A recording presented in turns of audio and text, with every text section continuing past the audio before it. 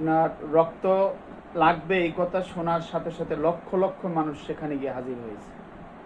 কিন্তু এই মানুষের ভিতরে, ভালো মানুষের ভিতরে যে কিছু খারাপ মানুষ আছে সেটা ওই তখনই আমরা প্রমাণ পেলাম।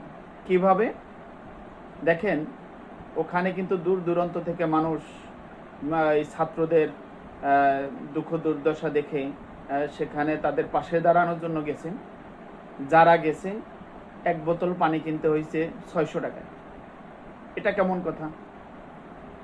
এক বোতল 2 লিটারের পানি যদি 600 টাকায় কিনতে হয়, তা সেখানে কোনো মানবতা হলো?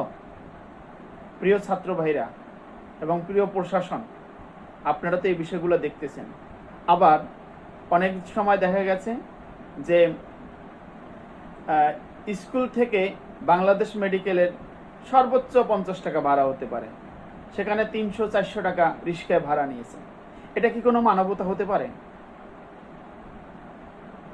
এই কিছু খারাপ মানুষের কারণে আমাদের যত বদনাম হয়।